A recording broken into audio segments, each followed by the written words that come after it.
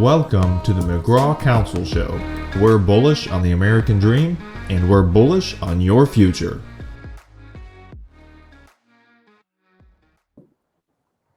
Hello, Evan. Thank you so much for joining us today. How are you doing? I'm doing all right. Thanks for having me on the podcast, John.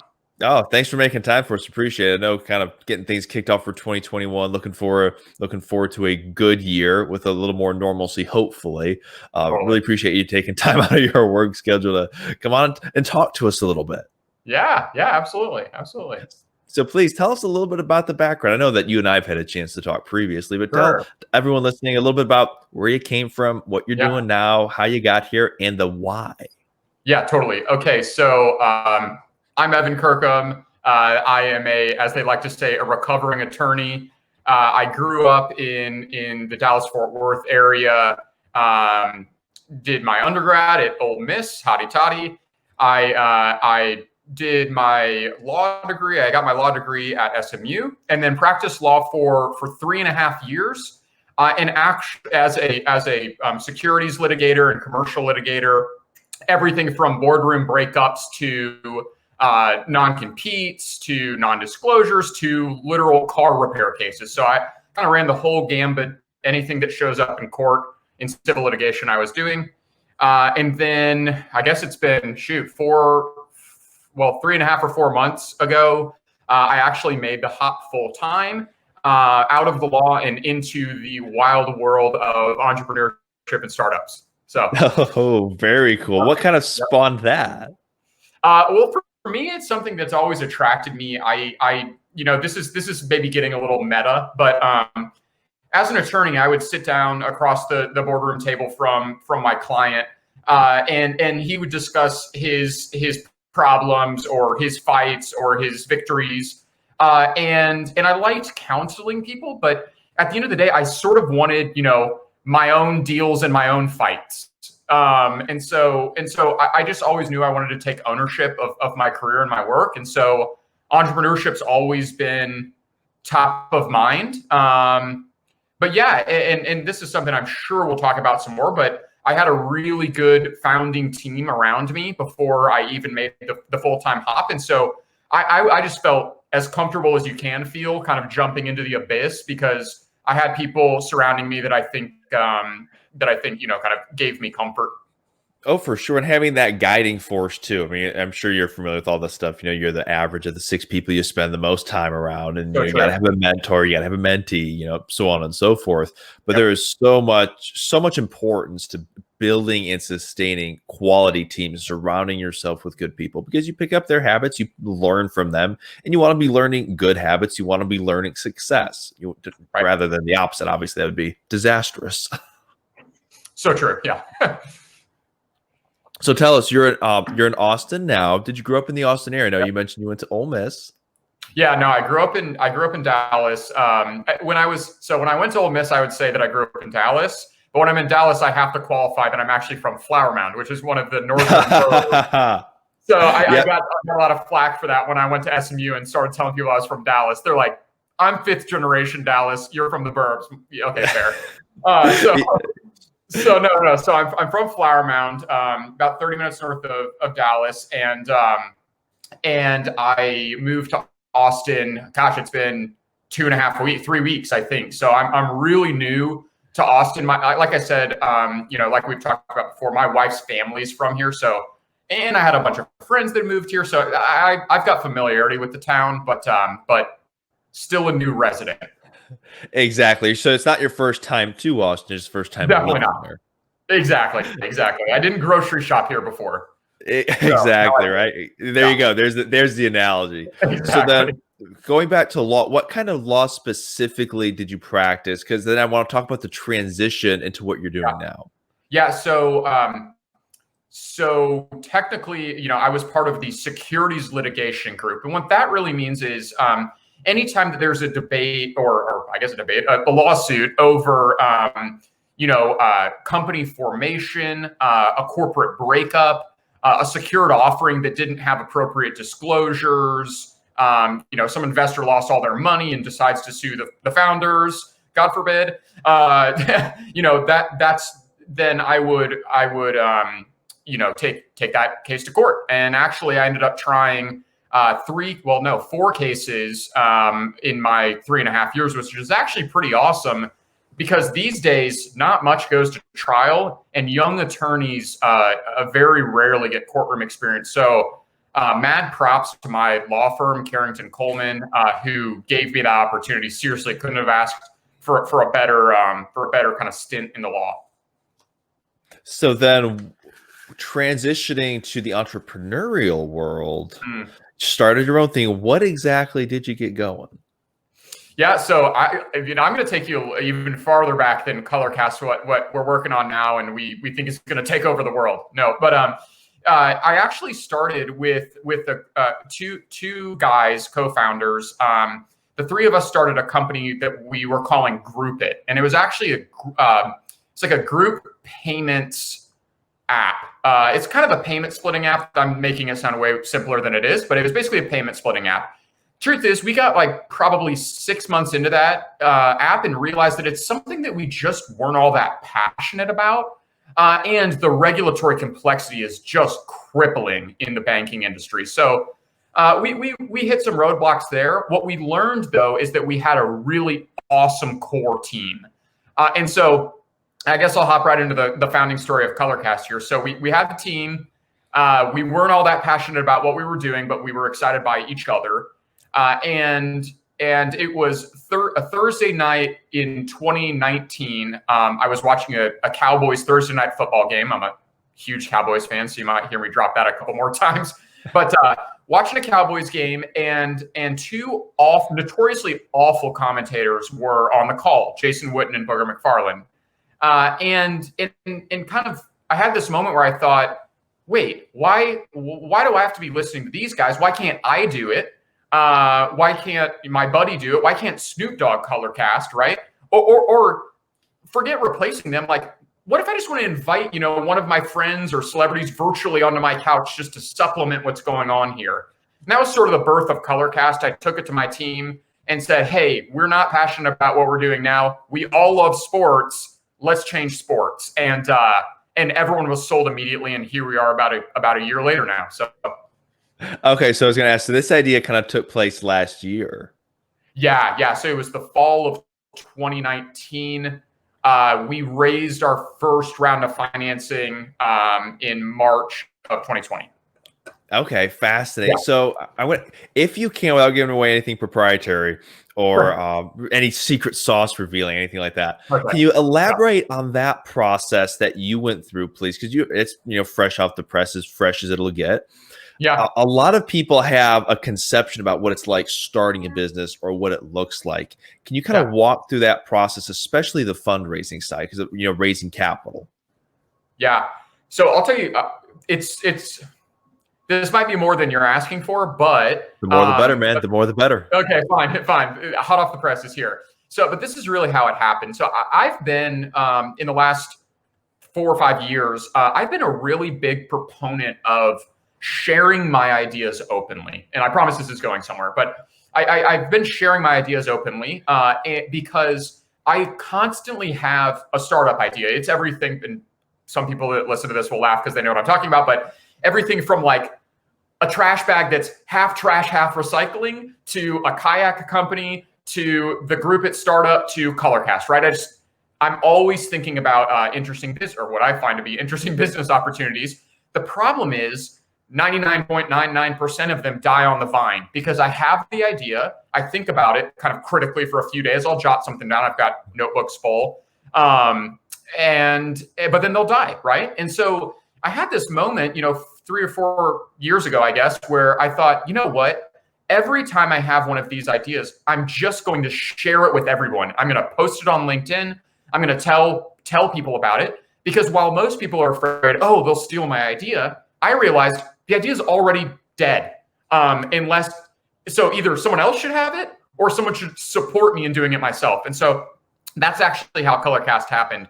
After that Thursday night football game, I posted with, introducing Colorcast, where anybody can broadcast, augment the broadcaster's call of the game, whatever. I posted it on LinkedIn. I had a friend of mine, or a mutual, well, yeah, he's a friend, but a mutual connect in law school, message me on LinkedIn and say, take that down right now. Let's get lunch. And so we got lunch, and he said, hey, I think this is amazing. This is the future. I want to fund your idea. And that's how we got our first 60 grand in the door. So, and then for the rest, I can talk more about how it happened from there, but that's how it started. Yeah, please keep elaborating, because that's, again, one of those funny, this is where the rubber meets the road. This is where the textbooks you can read, the everything you can read will only take you so far. This is true reality. So please keep elaborating. The more detail, the better, man. Yeah. Okay, so from there, we were like, okay, this is real. We need to hire a developer. So we hired a developer based on one of my CTOs and co-founders, previous colleagues, right? So we hired him, and the two of them kind of went to work on the actual product. We knew right then, like 60 grand is not going to get us to the finish line. So we'll have to raise more money. And so we put together our first pitch deck, and I'd love to dig that up now to see what that looks like compared to what we have now. But we put that together, and we started, soliciting. Soliciting is kind of is a legal term, so I hate to use it. But we started talking to people about investing in the company, and we really started with our kind of friends and family network. Now, I have a kind of hard and fast rule about letting my family invest, because the reality is there's a better than not chance that Colorcast fails, and that's something that I think about every single day. Right. But we started talking to friends and colleagues and people in our network, and before you know it, we were putting together a round of 80 grand and then 100 grand, and now today we've raised just shy of $250,000. So that's kind of how it started. We sold convertible notes, so that it's basically debt until we hit a priced financing round, and then it converts into equity. So that's the tool we used, and our investors are happy right now. I mean, we've seen really good growth in the a little over 4 weeks we've been on the App Store, and yeah, everything's going smoothly right now. Everything's going smoothly if you look at it in the macro. My day-to-day is very much, I'm on a high, I'm on a low, I'm on a high, I'm on a low. But that's something, well, we can talk more about that later too, because it's the small business lifestyle. You're one minute you're at the top, the next minute you're like, oh man, I can't believe this. Absolutely. So question for you, because you're starting something that's fairly new. It's not like someone came up to you and said, or you had 30 people call you and say, I just really wish I could have this idea out there. I can't do it, but I would love it if someone did. Did you have to find a way to quantify demand or focus group or study or anything like that? Or is it following the gut saying, look, I know this, I know there are people like me. Mm-hmm. What was that kind of like? Honestly, it was really gut based. So like it started with the gut, right? And that's how we raised money. That's at least how we raised that first 60 grand. I am fortunate to have a co-founder and CFO who's actually my best friend and a guy I've known since third grade, who is just a really business, like dollars and cents, very number oriented guy, literally treats Excel like it's a video game, who really helped us quantify what that demand was based on the sports industry, Twitch, like taking some adjacent companies and kind of narrowing or like honing in on what we thought the actual addressable market was. But I'll tell you, I mean, it both with market sizing, with, how much you need to raise, with what the valuation is, with which direction you need to go, for product, it's all in a lot of ways still very just gut feeling, like I feel this way, other people must feel this way. This is very right. On the team, I'm the gut guy. The other two are the ones who like numbers check me. So we're definitely really conscious of the data. Again, me less so than them, but it's always, I think it will always be a combination of gut and actual data. For sure, because you can't quantify everything. You want to quantify as much as you can within reason. I mean, because there's the other end of the spectrum, it's paralysis by analysis. You can't spend all 24/7 gathering data, because you'll never get all of it. You'll never have every bit of data out there. At some point, you're going to reach enough data to where you can prove a thesis or something. But you relied heavily upon the gut entrepreneurial instinct. That's right. Yeah. And again, that's my style, and I think it'll always be my style. Just kind of, I mean, I get flack for this both from my team and from my wife, but there's a lot of times where I'm like, it has to be this way. I know it's this way. We're going to do it. And then sometimes it turns out to not be that way. But I think I have an okay batting average. So, that's part of the whole entrepreneurial spirit. You're never going to be 100%. True. And realistically, it's probably not going to be 80% either. But right. The percentage that you are right, you'd find a way to make it count. And that, I think, is one of the things that really separates the cream of the crop. Yeah, and I will say this, and this is where the data is really important. Is and fortunately we haven't really run into these issues yet. But I this is when I'm most conscious of the data. We go with our gut. We put some sort of measurables in place, and then when my gut or our gut or whoever's gut turns out to be wrong based on the data, we iterate really quickly. So it's okay to go with your gut, but you can't be married to your gut feeling. You're not stubborn on it. You're not. Yeah, you can't be stubborn. You have to be very quick and decisive. Like, we're doing this. We're going now. Let's build it now. That's the beauty of the startup is we can be insanely agile. Like, seriously, if you and I came up with a product feature right now, there's a chance we could have it built by the end of the week if we just decided to prioritize and just went after it. Right. So like, right. We can be really quick in that way, but we also, it's a blessing and a curse. So like, we go with our gut, but if the data immediately tells us wrong, we need to just suck it up and pivot. And I think that's a really important topic to bring up too for a little bit of a discussion. Having those, as you said, measurables in place, kind of having that pre-planned decision tree laid out.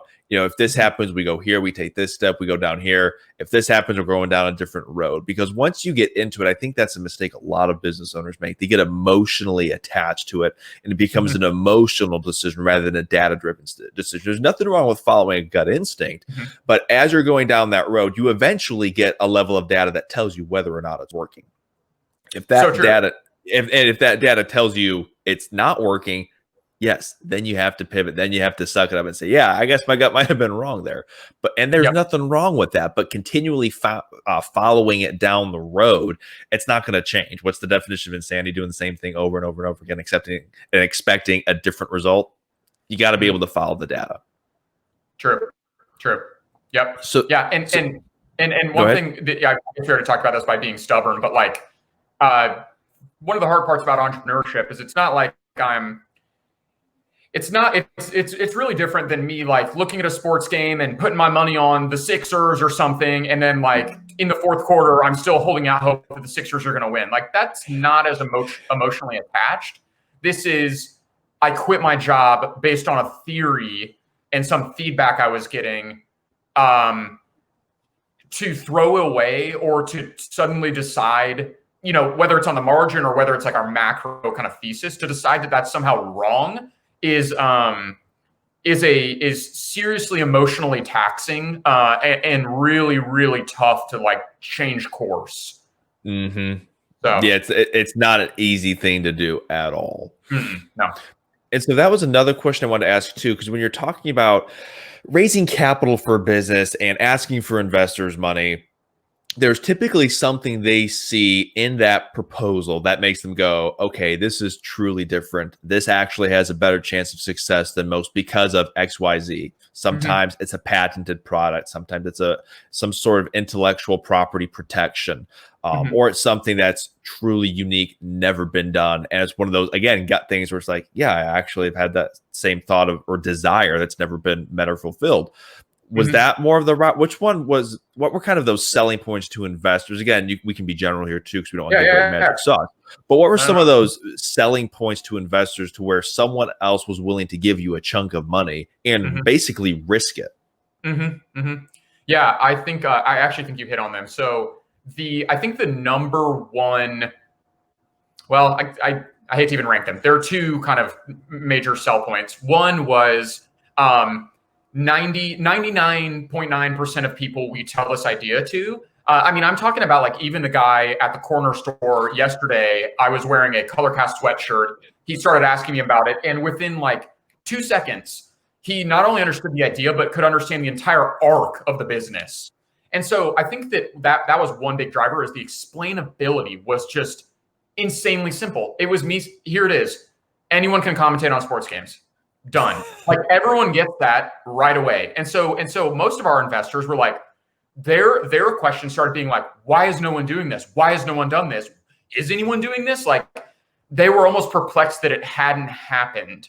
And so that was one of our major sell points. It's just like so easy for people to wrap their mind around it. And this is something that I'm actually learning. And don't let me forget to get back to the second point. But this is something I'm learning, especially as we're raising the seed rounds now, is that if the investor, like the principal at the firm, can explain it to his limited partners, right? Like the people that invest in his fund incredibly easily, then it's something then it's an investment that's very attractive to them, because now he can turn to his LPs and say, we just invested in a awesome sports media tech company that's allowing anyone to commentate on games. And all the LPs will immediately be like, whoa, cool, I get it. So explainability is paramount. The other one, and I didn't even know how to rank these. The other one is, we seriously have a fantastic team that complements each other really well. So I'm kind of the innovator, pie in the sky. I'm also kind of the talker and the hype guy. And was the guy with the aha moment, whatever. That's me. If it were just me, I wouldn't be able to develop the app. And I would be chasing all of the rabbits imaginable, right? So our CFO, he's incredibly good at reining me in on my pie in the sky ideas and saying what's practical, what can we actually do, what makes sense from dollars and cents, the numbers perspective. The CTO, Lewis, and co-founder, I couldn't build it. I literally couldn't build it without him. I can't write a single line of code myself. And he's an MIT educated guy. And so we always lead all of our pitches by saying, here's the team, and introducing the team, and actually spending a good bit of time on that slide, I guess, and that point. Because one thing we have learned is that investors are making a bet really on two things: the industry and the kind of total addressable market, and the team. Because invariably, the idea, the product, all of that's going to shift. But as long as the addressable market is still massive and the team is like smart and nimble enough, then we'll be able to survive. And so I'd say team, market, and explainability perhaps are our top three. Okay, I'm going to quick write them down. Team, yeah, right. Market, and what was the third? Team, market, and total and explainability. Explainability. Because I think that's another one that's a really, man, I could talk about these all day long. Yeah. The team is such an important, when I find it ironic too, again, that your enterprise, you really started off with the team getting together.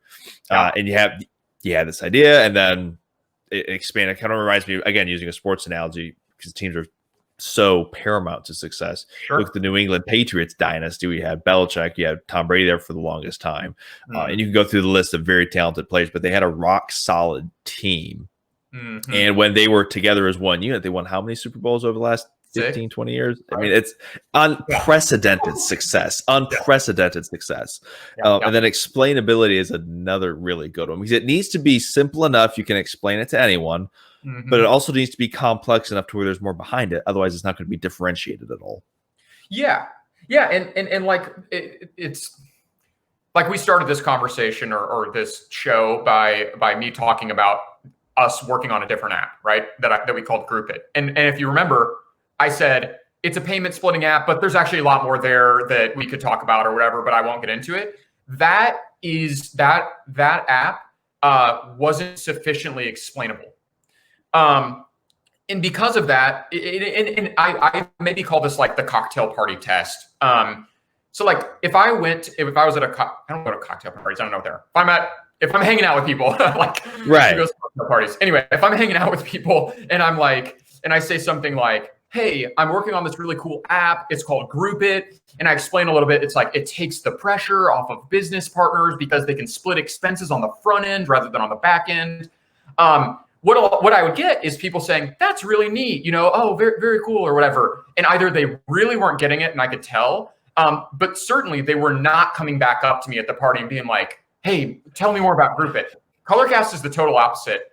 I bring it up. I say, hey, we're democratizing sports broadcasting and allowing anyone to commentate on anything. And immediately people's eyes light up. They think, oh my God, like, I get this. I know what you're saying. And then we finish the conversation. And invariably, this will happen, 1 or 2 people per party. They'll literally come back up to me and say, okay. Like they'll corner me and be like, okay, Colorcast. Okay. So I have this really good idea. Like, are you guys thinking about doing this, that, or the other? And it's just that like simplicity of the idea and the ability the simplicity of the idea allows us to bring people in really fast and just start crowdsourcing their ideas. And so, yeah, explainability is freaking everything. So then do you have a kind of a marketing question? Is it kind of the general same approach to everyone you talk to, and then you kind of adjust the discussion points based on who you're talking to, the perspective, for example, investor versus commentator versus listener? Yeah. I mean, the business is the business, and the idea is the same no matter who we're talking to. So, and I hate to actually, you know what? I'm going to stop calling it the idea. The product is the same. No matter who we're talking to, because we are officially in the app store. I was going to say, it's active, it's live. I've downloaded it myself. What am I talking about? I need to get out of that frame of mind. But so the product, the business is pretty much the same no matter who I'm talking to. But as you are correctly assuming, I tweak it depending on who I'm talking to. Like if I'm talking to a buddy, they probably want to know that Coach Hugh Jackson was Colorcast of the Browns game, and that corporate bro is going to get on for the wild card games. If I'm talking to an investor, they probably want to know what's my listener retention, or what's the total minutes listened to. So the questions are different, but the lead is almost always the same. Yeah, here's what we're doing. Here's why we think it's massive. Here's why it's working. Again, it comes back to that passion point. You start off with that passion, and then if someone that you're talking to, if there's an opportunity for them to meet a need, fulfill a desire, something along those lines, then there's typically going to be something said that tells you where they are, or they're just tell you outright, oh, I'm looking for XYZ, we should chat. Yeah, exactly. I normally know who I'm talking to before I talk to them. So I know that this is a buddy, and really I'm just hoping that he gets some of his friends to listen. Or this is an investor, like, let's start by talking about team.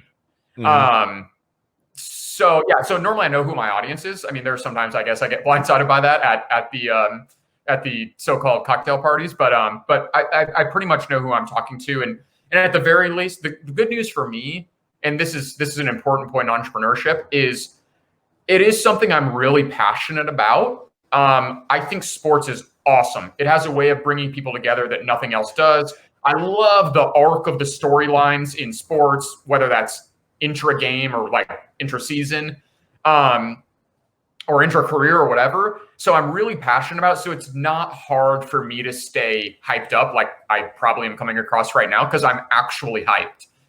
And so leading with that passion is powerful and genuine and powerful, no matter really who you're talking to.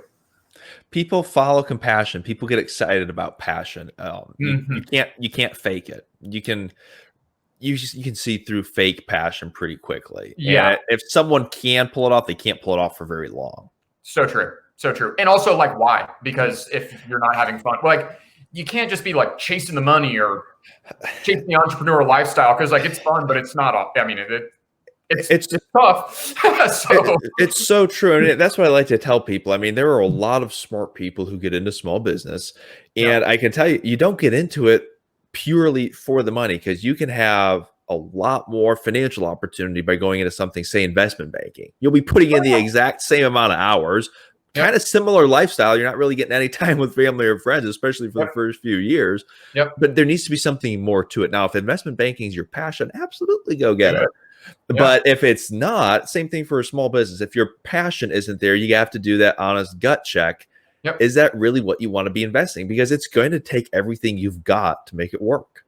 I agree with that. One qualification I would say, though, and this is kind of true for me in the law, is I was passionate about the law. Like I grew up, I was on the debate team in high school, in college, and in law school, and like so the kind of litigation thing has always been a passion of mine. And so in some ways I was passionate about it. But what I would say is like if you're a person, a listener or a viewer or whoever working in a job where you're not passionate about it, don't stay there unless you're learning, because I wasn't like insanely passionate about the law, but I stuck around for the 3.5 years that I did because I was learning a lot.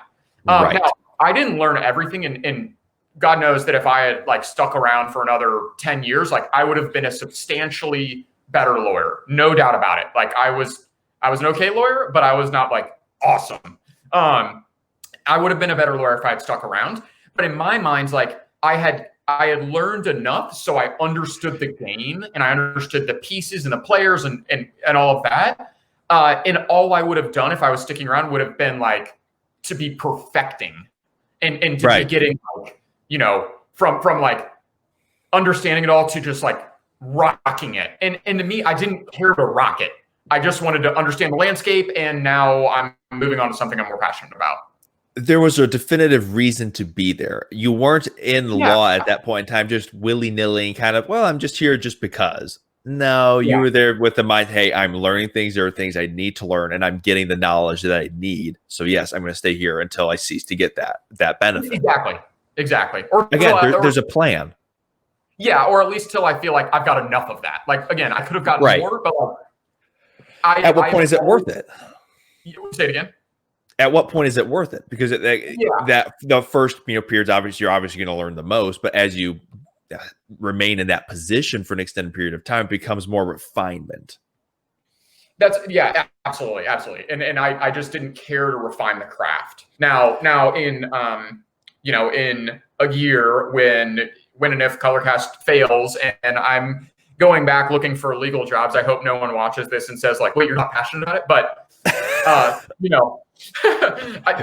remember what I said before. I was a good lawyer, but well, again, there's next level passion too. You don't want to put too many tags on passion or not passionate. You enjoyed it. You enjoyed what you did. You liked it, but you had this idea. My job well. Exactly. But again, the whole point here is on entrepreneurship. If you're going to cut that tie and you're willing to risk everything you've got, invest everything you've got, you need to be extremely passionate about it. So I think the equivalent would be being a lawyer is different than starting your own law firm solely on your own. And that's the analogy that I would draw to an entrepreneur. There's a difference between working in IT and starting your own IT firm on your own. Those are two different components, two very different discussions. Oh, for sure. And in fact, even early on, I kind of toyed with that idea where I was like, what if I just like started my own law firm? But all that would have done for me is it would have made me have to focus more on like balance sheets and W-2s and that type of thing. And the payoff still would have just been like, go to court. So yeah, I mean, getting out, doing something different, to your point, doesn't necessarily have to mean like totally changing your career and starting a tech startup or whatever, like I've done. But if you're a lawyer pondering starting your own firm, just know that like the meat and potatoes of it is kind of going to be the same. Like, what's the craft that you're chasing? And if you start your own law firm, like you're kind of doing the same craft, just with like a lot more overhead. True. And I mean, the other way I like to look at it too, again, in the context of entrepreneurship, if you don't enjoy or you can't really tolerate the low moments, don't get into it. If you don't like the stress of entrepreneurship, or if you can't tolerate it, if you are a risk-averse person, entrepreneurship is probably not what you want to be getting into. It's you have to be able to tolerate risk. You have to be able to stomach it. And so, I mean, not to go off on another whole tangent, but to just tie in, know what you're getting into, know what you like, know what you're passionate about, and understand the negatives that come with it, because every industry is going to have its pros and cons. And if you know you cannot take certain cons, you really need to be aware of those and say, you know what, that might not be the industry I'm meant to be in. Totally. And no, I totally agree with you. And actually that got me thinking, and sorry if we're moving off of the topic please. here, but and I've talked a lot about this just on podcasts and on my LinkedIn and whatever. There is a massive difference between going at something new on your own or with a team. And it's not just, as we already talked about, like, this guy's good at that, that's one of my weaknesses, whatever. It's all about, startups are all about momentum. So like today, I had a really good call before this with a prospective caster, a really good call with the team, a really good call with an investor. That all happened this morning. And I'm like, I'm riding it and it feels good. The momentum feels good. I'm like, we're taking this to the top. This thing's a rocket ship. It feels that way. Tomorrow, I might be really down because that prospective caster I talked to that I thought was such a good lead says no, and so does the investor. And I said something stupid on this show. Back to square one. Yeah, back to square one. When you're doing it on your own, and so that leads me to kind of a related point. When you're doing something on your own, like for instance, I already kind of alluded to this, but I wanted to try to start this kayak company. Okay. And it sounds dumb, but it involves some cool tech, whatever. I was trying to start a kayak company, and like, let's say I worked on it on a Monday. On Monday, I would be thinking, oh my gosh, I'm doing good. Like, this is great. It was called Dirty River Kayaks. Dirty River Kayaks is going to be awesome. If I wasn't working on it on Tuesday, it literally felt like it was just dying. So like, when you're solo, you have to maintain all the momentum on your own. Literally, the moment you stop working on it, like, I could be typing on my computer, I'm like, this is great. And then I go get dinner and I'm thinking to myself, my company's dying right now because I'm not moving the ball forward. Mm-hmm. When you have a team, and this is what's awesome now, I wake up and my team is firing off messages on Slack. Things are getting done that I didn't even know were in the pipeline. And so they're maintaining the momentum, and it's not all on my shoulders. Now, as the CEO, I'm trying to like steward where we're going and direct the ship. But once you have a team and you're not just on your own, even if you just have a co-founder, it's amazing to wake up and have a text message or a Slack message that says, since we last talked, I did this. And in your mind, you're like, I wasn't doing anything and the company was gaining momentum. And that is the whole difference between on your own or with a team. And it's literally all the difference. Oh, for sure. Because if it's solely dependent upon you, it's not a business. I mean, it's a cold, it sounds tough, but that's the cold, hard truth. If it's not doing anything when you're not doing anything, that's not a business. That's called either a side hustle. It might be a hobby, but it's not a true legitimate business. And that's, again, one of those misconceptions. People assume you get into it, you have to do everything. Well, yes, you wear a million different hats, but no, you're not doing everything. You can't do everything. If you're doing everything, you need to find a way to get someone else to do something fast. Exactly. Exactly. And don't be stingy with the equity. Give it out. Now, make sure you're getting the right person. But for sure. Don't be stingy with the equity. Get it out real quick. Reward early employees and co-founders fast. And don't be afraid to rely on them, because if you really are allowing them to take ownership in the company, it's not enough just to like respect their opinion and be like, oh, that's a great idea. Maybe we'll go with that. Because they own part of the company, they are the company. So it's not just their idea. Literally, it's their direction. And so just be really careful with who you give equity to, but at the same time, these sound like conflicting advice, but be careful who you give equity to. But when you find the right person, be liberal with it. Because it makes sense. Again, it's all about building the right team. And that's not exactly a simple process. Sometimes you meet the right people at the right time and everything just meshes and you're like, yes, this is the team that's meant to be here.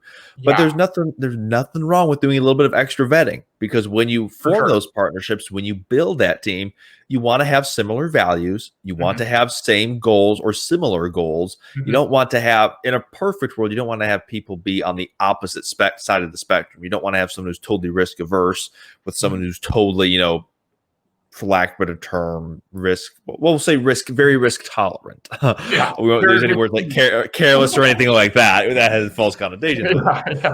But you need to have, building the right team is a very intricate process. You need to be very careful with it. But when you get the right team, it's a force to be reckoned with. And again, to your point, equity and money, they're both tools. And obviously, equity is going to be a big driver of the valuations of the wealth that's created through it. So on the value, so on and so forth.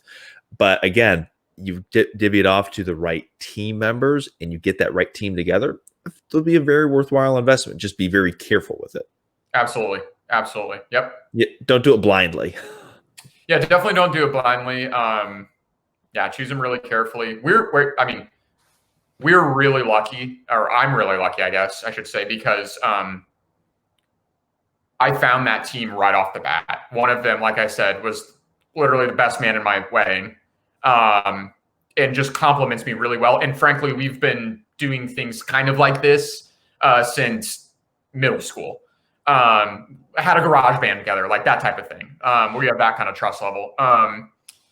And then our other co-founder came to me through a mutual friend, and we just immediately connected. And we've got good chemistry. I mean, they'll probably watch this, so I'll go ahead and say it anyway. I mean, even yesterday, like we had kind of a moment where we had to air our dirty laundry against each other. We're like, hey man, like I didn't like when you did this, and I'm not motivated right now. What you did makes me less motivated. So we have those moments, but we've already shown that we can recover from those really quick just by being open and honest and all of that. In some ways, I'm actually happy we had that moment, because now I'm even more convinced that like we've got it going on. Exactly. Well, it's a moment of open transparency and cleansing to clear the air, so to speak. Because that, again, talk about building toxic cultures, leaving everything unaddressed, letting all the pent up emotions just build and not get resolution to them. It kills teams, and that obviously kills organizations. Absolutely. Nope. I'm right there. I agree with you. So then we've got about 10, 15 minutes left here. I want to be conscientious of your time, because man, we could literally go on here for like hours. If in your experience, based upon what you've been through, what you've done, so on and so forth, if you had 3 tips for small business owners, what would those tips be? Okay, so a couple of these, and these aren't pre-rehearsed. So if I come back later and have to say like I thought of something better, have me back on. Oh, you got it, man. Okay, so let's see. One is make sure your incentives are aligned with all of your stakeholders. You just like we talked about with equity, for instance, you might be tempted to pay an employee straight cash, but does that really want to make them want to work hard, right? Or is it better to hand them some equity and say, you're a co-owner, I trust you to build this product? So I would say make sure your incentives are aligned. That flows all the way from your investors, making sure that your investors are going to try to help you get to that next round or to that next level of growth. That flows all the way. In our instance, that flows down to our casters, the people who are actually producing content on Colorcast. We want to make sure that they feel rewarded by the experience, and that we're not begging them to get on, but we've arranged it in such a way that like they just want to do it. And that's actually what we're seeing now. So that's really good. So I'd say number one is probably align incentives. Number two is for partners that and this is me speaking more as a former litigator and less as a small business owner. But be really careful who you get into partnership with, and be very, very clear from the get-go why it is that you want to partner with X company. Partnerships are incredibly valuable because this is a good example for us. So I'm looking right now to partner with a magazine who takes really cool pictures of basketball and NBA and basketball scenes from around the world, right? And I want to source their photography content onto our website because that's something we're not good at. It's something that our audience would really love, but it's something I can't really spend the time doing or hiring specifically for or whatever. I'm hesitant to get into that partnership yet because although I have a high level concept of we want your pictures, I don't know how our incentives really align. And so I just say, partnerships are incredibly valuable because you can leverage them in a way that you can't leverage just employees or your own hours or whatever. But be very careful because they can bite you. So I think that's two. And again, that's more of me having done a bunch of like partnership squabbles in court. So that's speaking from experience. From experience, you got to be careful who you partner with. If they want to sue you, they will sue you. It doesn't matter that they're right or wrong. So, Truth. So make sure you've got the right partners. And then I guess three is really leverage your network. At the very beginning of this show, I was talking about how the whole idea started by me posting this on LinkedIn, and someone's like, "I will fund that." I love leveraging my network, right? Because I feel like it's a benefit for everyone. If I just, even with our decisions in Colorcast, I do this every Tuesday at 3:00. I'll do what I'm calling a weekly walk and talk. And literally I will get on Colorcast and I will tell my entire network, tune in if you want. I'm going to talk about the business, and I'm actually going to crowdsource business decisions we're making. And I found that incredibly valuable. Like, I've associated with people in my network, whether it was 10 years ago or whether it was last week, for a particular reason, either because I trusted them or because I thought they were really interesting or really smart or had some cool insight one time that I saw and wanted to connect with them or whatever. But they're all in there for a reason. And so bouncing ideas off of your entire network is really valuable because you're going to get all sorts of different feedback that might be probably will be totally unexpected. And I found that your network is eager to help, or at the very least, they're eager to cheer you on, because maybe they were too afraid to take the hop themselves, but like they're not too afraid to, do the little applause on LinkedIn when you do something cool. So like, yep. It kind of, you kind of can't lose by involving your network in your decision making and your growth. And so I just say, and leverage is a loaded word. Talk to your network always about everything. Well, exactly, because leveraging your network goes way beyond just the finance part of it. You're getting, sure. I mean, to your point, you can get some hugely valuable feedback that, again, verifying that gut instinct. You might have a gut instinct one way, but if everyone in your network tells you the other, you might want to consider that and be like, yeah, I'm going to go this way, even though my gut told me this. I did my little research and leveraged my network, and they're all telling me the demand's over here. So yeah, I'm going to pivot and focus on that. I mean, the knowledge, the support. That at all times, I mean, to your point too, talk about awareness. What better way to build awareness about something that previously didn't exist than by tapping an existing network and say, hey, this is something new that we're doing. I just want you to be aware of it. For sure. And I'll even go so far as to say, like, so I talked about, just basically, hey, give me applause. Here's what we're doing. Right. So that's one of it. The other is like, here's a decision I'm trying to make. Help me make that decision. But then in some instances, I'll even go so far as when someone reaches out to me and they're like, hey, I saw you on LinkedIn and that you were trying to make this decision. And that's really cool. And I had a thought about it. I'm unafraid, just because they are not employed by Colorcast, I'm not afraid to say, that's really cool. Mind looking further into that for me, right? And to actually tasking my network. And if they're excited about, I've never had someone say, that's offensive, I don't work for you for free, whatever. Like, most people will say, heck yeah, like, oh my gosh, he thought my idea was cool. Absolutely, I will go run that down right now. Like, and then they'll get back to me, and it's as if I, got to kind of crowdsource. I hate to even call it labor, but just got to like crowdsource other people's experience and energy. Well, think of it this way. Think of all of the mistakes that you've been able to avoid by simply talking to other people. I mean, that in and of itself, if you start adding up the potential financial costs of that, that's going to add up very quickly. It's so true. Yep. I agree with you. I love it. And real quick too, where can people download and find your app? I know you mentioned the Apple stores. It's simply type in Colorcast. Simply type in Colorcast. We are only available on iOS right now. So iPhone, iPad. We will hopefully get Android sometime. There's a lot of thinking behind why we didn't do that yet. It's not because we don't like Android users. We just want to make sure the product's right before we replicate it. One step at a time. Yeah, so we'll get that in due time. But yeah, find us on the App Store. Connect with me on LinkedIn, Evan Kirkham. I'm honestly annoyingly active on LinkedIn, so you will be able to find me. Or you can find our website. Just Google Colorcast. We've optimized the search engine, So type in Colorcast, you'll find us. Perfect. I love it. Evan, thank you so much for taking time today, kind of share the life experience, what you're doing, what you've been up to, and those 3 tips. Really enjoyed chatting, enjoyed engaging with Colorcast. Looking forward to doing it more in the future too. Yeah, likewise. Thanks for having me on the show, John. Oh, the pleasure is mine. You stay safe and stay blessed. Will do. Bye-bye.